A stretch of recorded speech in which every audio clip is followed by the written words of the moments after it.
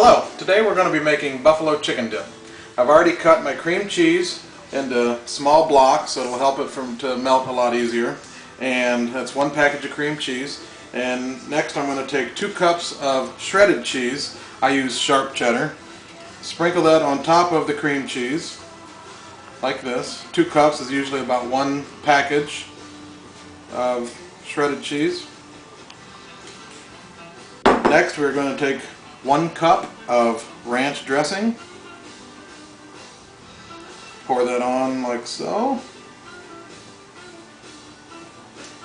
And on top of that we'll use approximately 1 cup of Frank's Red Hot dressing. A little less if you don't like it real hot.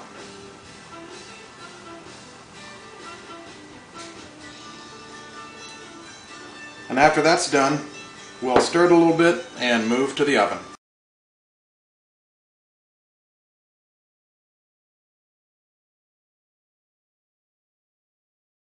The shredded chicken into the mixture and stir it around. You want to get it nice and mixed up, I guess, and as soon as you are done with that, you'll want to cover it with foil, put it in the oven, bake it at 350 for 15 to 20 minutes.